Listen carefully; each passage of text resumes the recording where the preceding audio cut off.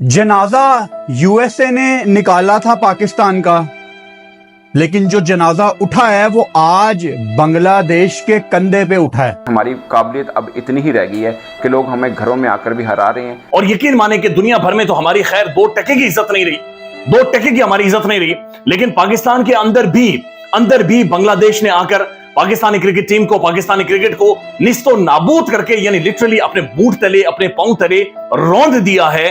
Well done भाई, तुमने bye bye बोल के भाई को ही घुसा दिया। ये टीम पिछले इतने महीनों से जलील हो रही है, लेकिन इस टीम को कोई पूछने वाला नहीं है और मुकाबला ये अपना इंडिया से करते हैं। और सच पूछो तो इतना खतरनाक डाउनफॉल है कि अब दुख भी नहीं हो रहा है। पाकिस्तान एक ऐसा वाहिद मुल्क है जिसके लोग ये चाह रहे हैं कि हमारी टीम हारती रहे। अब हालात ये आ गए हैं कि दूसरी टीम के बॉलर्स हमारे नंबर 1 बैटर को आउट करके सेलिब्रेट भी नहीं करते। 1300 दिन से अपने घर में टेस्ट मैच नहीं जीते।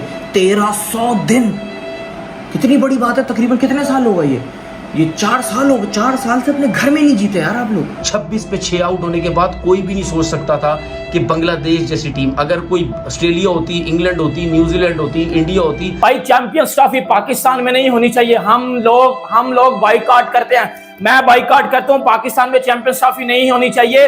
इधर क्रिकेट का जनाजा निकलता है। तो अब अफगानिस्तान आएगा, वो भी अब हम रह गए हैं उन्हीं के लिए, जिम्बाब्वे के लिए, अफगानिस्तान, आयरलैंड, क्योंकि दुनिया अब इसी नजर से देखेगी कि भाई इनका मुकाबला इन टीमों के साथ है। ये क्रिकेट तुम्हारे खून में ही नहीं है, तुम्हारे खून में। मैंने सुना है कल कराची में बहुत बड़ा मार्केट लूट लिया पाकिस्तानियों ने। तुम्हारे खून में वही काम लिखे हैं, लूट मार करो, लूट पाट करो, दहशतगर्दियां करो, गाली गलौज करो, देशों को लड़वाओ। नमस्कार दोस्तों, 26 में 6 विकेट से लेकर 260 का स्कोर और उसके बाद पाकिस्तान को व्हाइट वॉश करना। बांग्लादेश ने आज रावलपिंडी में इतिहास रच दिया। और कल तक जो पाकिस्तान बहुत खुश हो रहा था कि हमारे भाई लौट आए हैं, बांग्लादेश पाकिस्तान भाई भाई के नारे लगा रहा था, आज उसी भाई ने इन्हें कुत्तों की तरह धोया है। और लिटन दास, एक बांग्लादेशी हिंदू, ने सिर्फ अपने ही दम पर इस पूरे मैच को एक तरफा कर बांग्लादेश को जिता दिया। और कल तक जो पाकिस्तानी बारिश की दुआ मांग रहे थे, वो आज खून के आंसू रो रहे हैं। And this is really sad that Pakistan cricket अब फेल हो चुका है, क्योंकि बांग्लादेश और अफगानिस्तान तो चलो इनके लिए एक स्ट्रॉन्ग टीम है, लेकिन वर्ल्ड कप में जब पाकिस्तान यूएसए से हारा था, तभी पाकिस्तानी क्रिकेट का द एंड हो चुका था।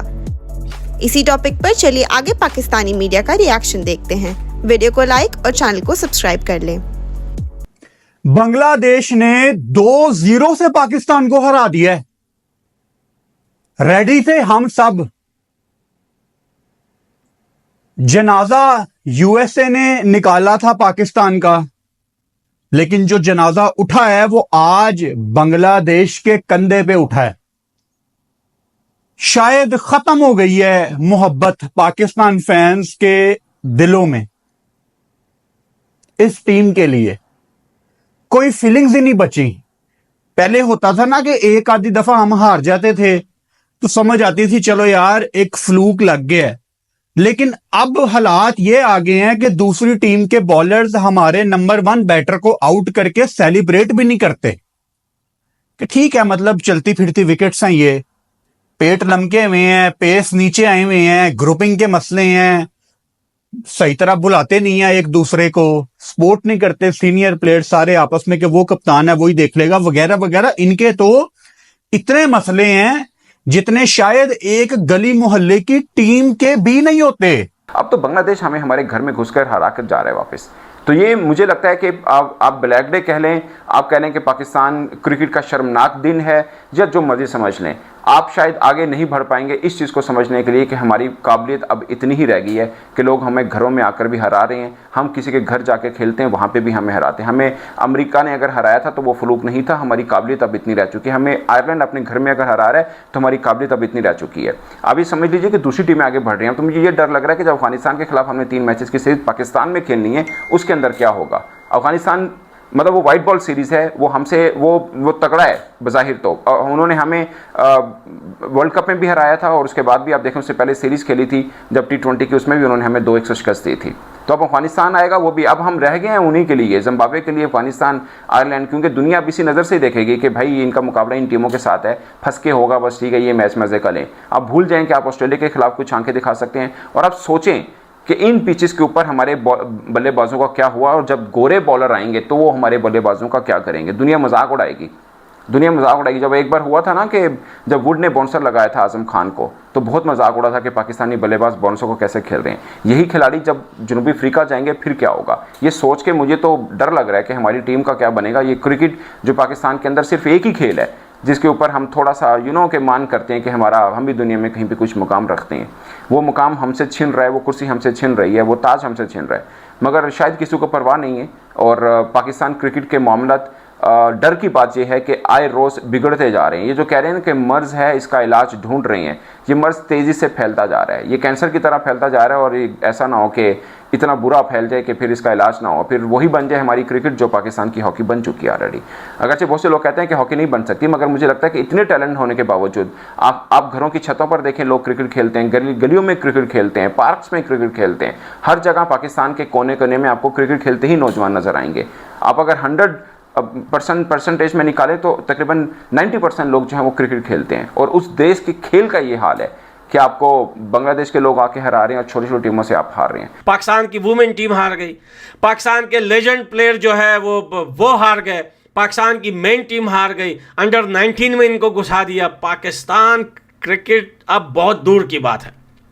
अब एक बात याद रखना, अब अगर कहीं भी आपको पाकिस्तानी मिले और वो आपसे क्रिकेट की बात करना चाहे या वो जबरदस्ती टॉपिक छेड़ना चाहे क्रिकेट के बारे में, तो कान बंद कर लेना। भाई मैं दुनिया की बातें सुन लूंगा, तुम्हारी नहीं सुनूंगा, तुम लोग चुप हो जाओ, भाई तुम लोग क्रिकेट के लायक नहीं हो। बंदूकें उठाओ और जाओ भाई अफगानिस्तान और कश्मीर में जाके लड़ो, या तो फलस्तीन जाओ, ये तुम लोगों का काम नहीं है। ये क्रिकेट तुम्हारे खून में ही नहीं है, तुम्हारे खून में। मैंने सुना है कल कराची में बहुत बड़ा मार्केट लूट लिया पाकिस्तानियों ने। तुम्हारे खून में वही काम लिखे हैं, लूट मार करो, लूट पाट करो, दहशतगर्दियाँ करो, गाली गलौज करो, देशों को लड़वाओ, जो है झंडे जलाओ, जुलूस निकालो सड़कों पे, चोरियाँ करो, इसको निकाल के उसमें जेल में डाल दो, ये काम करो तुम लोग भाई। ये जिंदाबाद मुर्दाबाद के नारे लगाओ। ये क्रिकेट विकेट तुम्हारा काम नहीं है, ये तुम्हारे बस का काम नहीं है, नहीं है तुम्हारे बस का काम ये क्रिकेट। अगर ये क्रिकेट तुम्हारे बस की बात होती तो पिछले 2 साल में जो तुम्हारी हालत हुई है ना, मेरे ख्याल से अगर कोई और टीम होती ना, तो या तो पूरी टीम को वो ख़त्म कर देते, रिमूव कर देते, या तो क्रिकेट ही ख़त्म कर देते। लेकिन बात तो कुछ और भी है। अब पाकिस्तान में क्रिकेट को छोड़ के कुछ और तो है ही नहीं, कोई ना बिजनेस है ना धंधा है। अब ये प्लेयर अगर ये क्रिकेट नहीं होगी तो ये तो कल ड्रीम बाज़ार लूटा, ये सब वहीं पे मिलते हैं। बाबर आजम 50 की शर्ट लेने के लिए अखबार के फ्रंट जो है पेज पे होता, बाबर आजम पाँव के नीचे आके मर गया, क्योंकि शर्ट 50 रुपए की खरीदने के लिए लोग ज़्यादा है, बाबर आजम दब गया वहाँ पे।